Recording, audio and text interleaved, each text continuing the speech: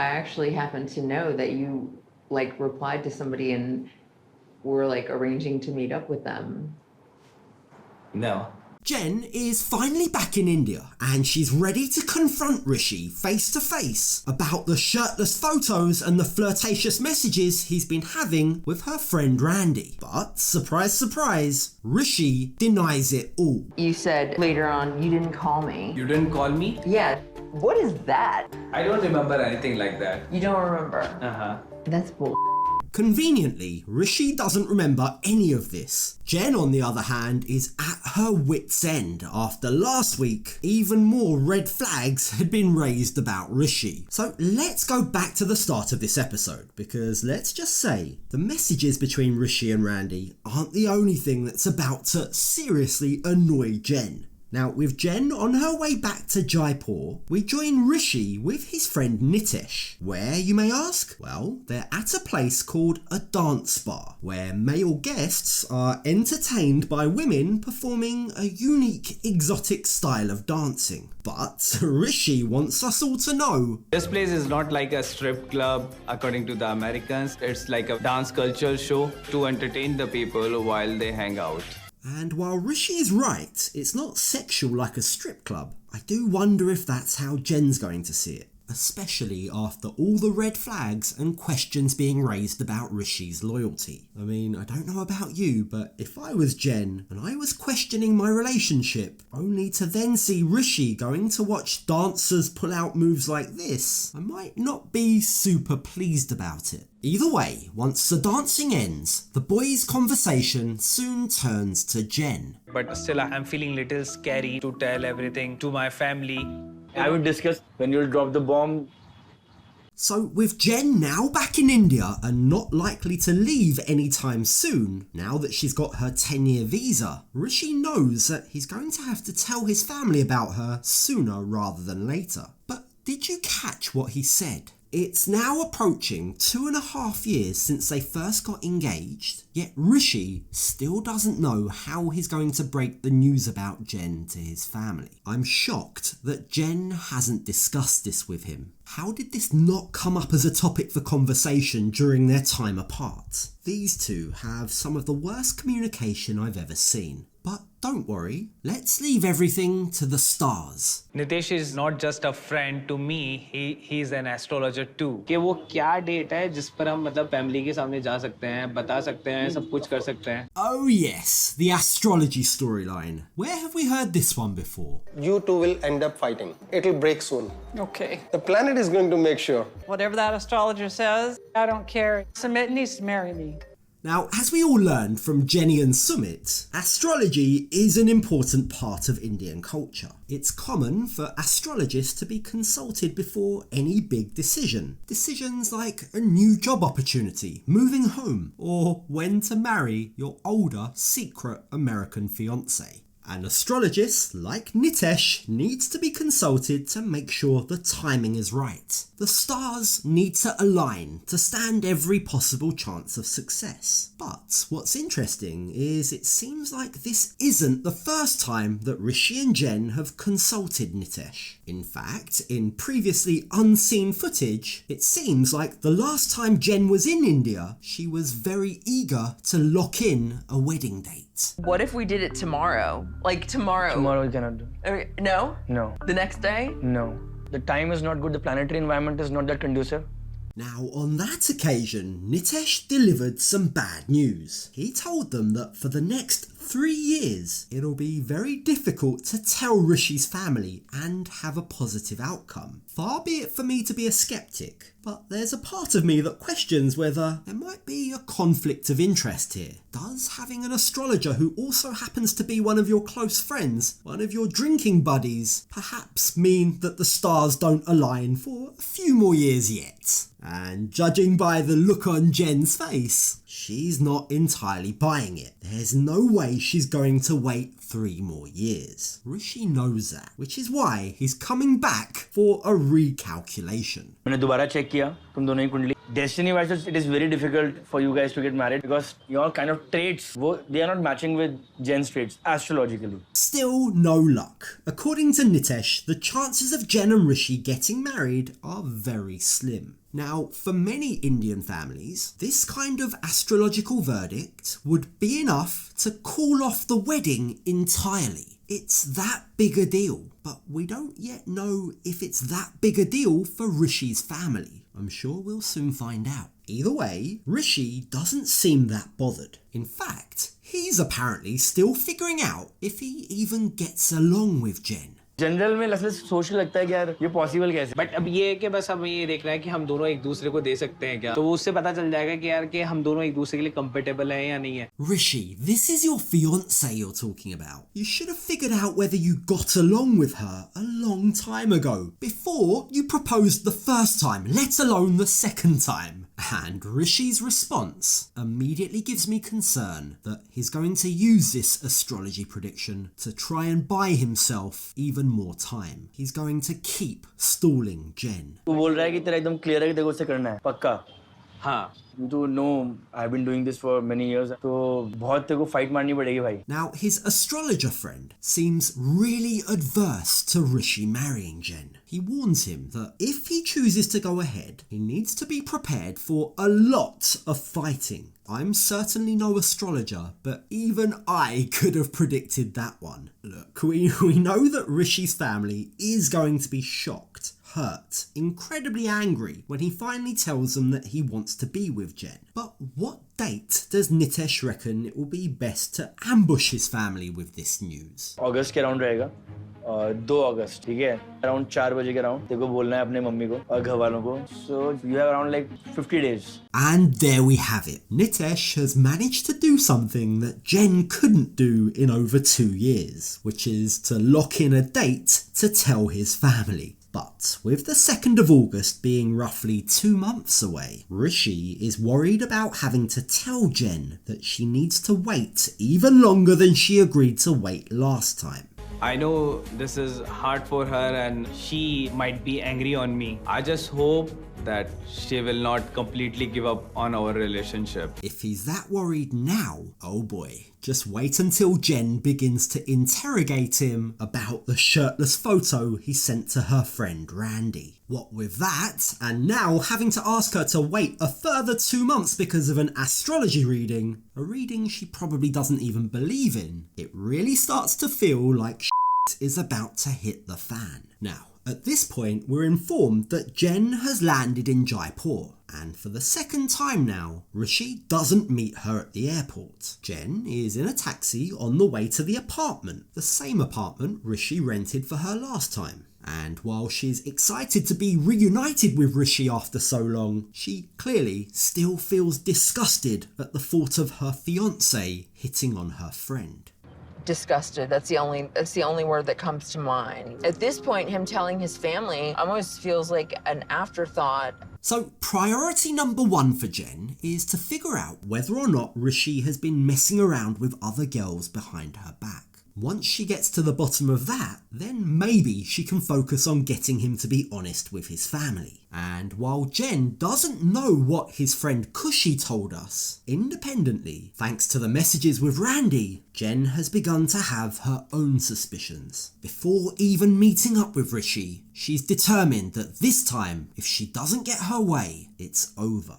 If he doesn't tell his family, then that's it. Like, I'm done. Now, given that Jen had previously been planning to stay for longer than 30 days, it's no real surprise to see that her apartment is still all set up from the last time she was there. It's also reassuring to see that Rishi has learned from his mistakes. He's made sure to stock up with towels and toilet paper this time. I placed everything, whatever she like. So maybe Jen will happy after to see me, all the stuff.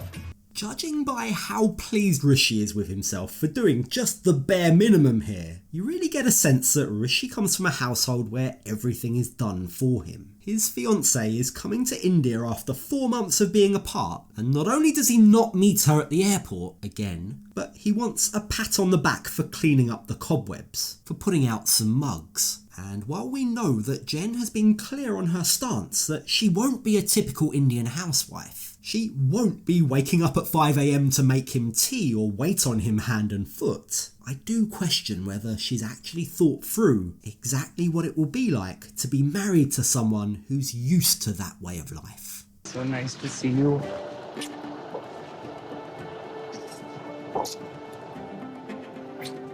Nice to see you too.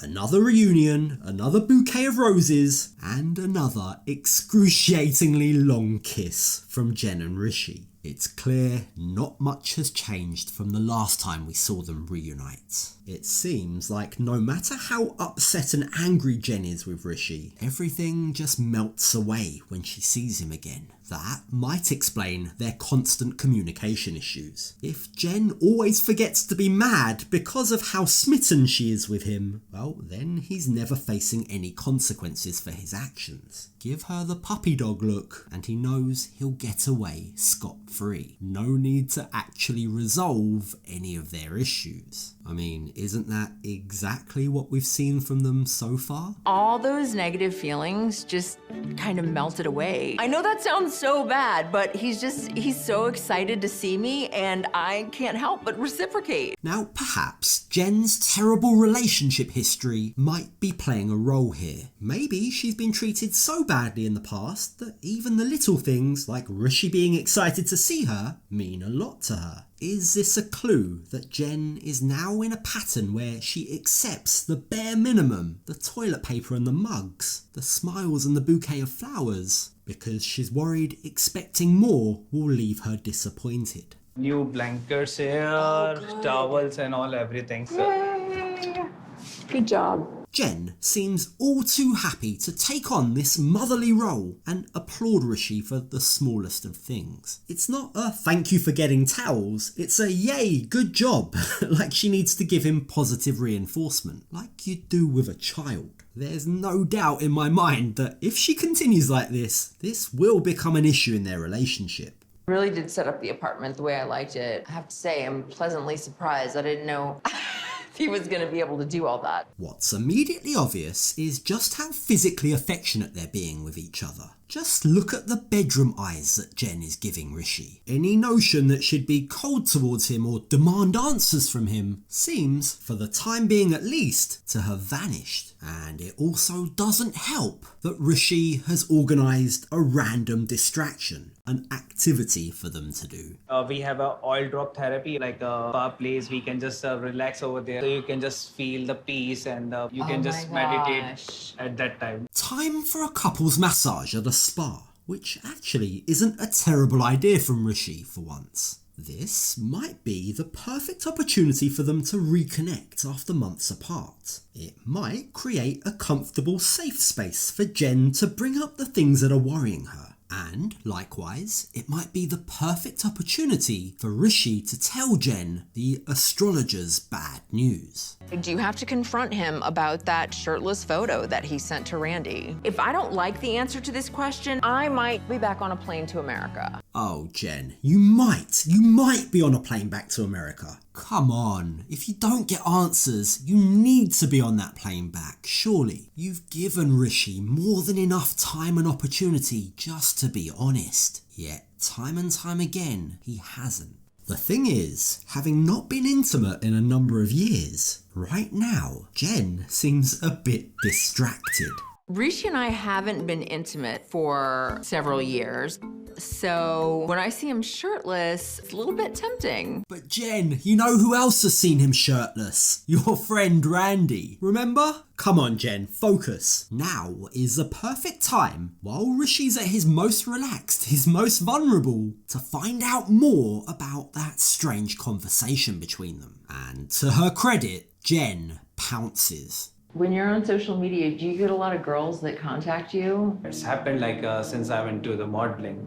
So what do you usually do? Like when they... Nothing, I just reply them. And finally, we get to it. Jen begins with some casual questions about his DMs. So far, Rishi is being honest. He doesn't seem that defensive. He has this tone of voice like he's got nothing to hide. He admits that he replies to the DMs, which is exactly what he did with Randy. But Randy claimed they'd also made plans to meet up in person. What do you have to say about those claims, Rishi? So, do you like arrange to meet up with them and stuff? No. It's very general messages, like for me. Rishi looks really confused by Jen's questions here. If you watched my last video, you'll know that I don't quite believe Randy either, not with the evidence we've been provided. We're still lacking any proof, any real receipts of what actually happened, except for one screenshot. Now, the problem with this screenshot is there's no incriminating picture, only a picture that was actually on his Instagram profile from years before, and we also don't get to see any of the discussion about their alleged meetup plans. But now, Jen is ready to dig deeper, and she wants to hear Rishi's side of the story. I actually happen to know that you like replied to somebody and were like arranging to meet up with them. No. I'm on the edge of my seat. Is Jen finally going to show us some proof that we haven't yet seen? Rishi is starting to look scared, and you can't really blame him. Randy's message appears to have unlocked a new level of zen in Jen. And it's terrifying. She's so cool, calm and collected that she's coming across as a bit of a psychopath. And while Jen was obviously hoping that Rishi would come out and be honest with her, he adamantly denies that he arranged to meet up with anyone. And now Jen is going to pull out her receipts. You send her a pic of you in a towel? It's not in the towel. I just took this message from my post and I sent them. Okay, so there's a few things to unpack here. Firstly, Jen still hasn't showed us any evidence that Rishi actually arranged to meet with anyone. Secondly, Rishi is correct here. He's not lying. We know that he shared that photo on his main Instagram feed back in 2017. And thirdly, just look at Rishi's face. He almost looks relieved that this is what Jen's upset about, because this is something that he can explain. If he was guilty, I think he'd look a bit more scared. A bit more like he looked before he saw the evidence Jen actually has. You said later on you didn't call me. You didn't call me? Yeah. What is that? I don't remember anything like that. You don't remember? Uh-huh. That's bull. It definitely looks like Jen is reading something off her phone, but why don't they show us the actual screenshots if they really exist? I'm still suspicious. If the screenshots are real, then Rishi's excuse of not remembering is pathetic. But if they're not real, then he might genuinely be very confused as to where this is all coming from. We really need to see those screenshots, because right now, I just don't know. Either way, Jen's mind seems to be made up. 1 minute I'm happy, I'm in love, I'm willing to do anything to be with Rishi. And then the next minute I'm angry, I'm resentful. Jen is resentful because she and Rishi never really sort out any of their problems. If she's constantly willing to sweep all her problems under the carpet, to forget to be mad and go back to being smitten with Rishi, ignoring everything that's bothering her, well, all of those issues will continue to fester. That's why she's constantly yo-yoing between being angry with him and then being madly in love. Maybe this time, this issue of Rishi's loyalty is so serious that she might not be willing to let it go.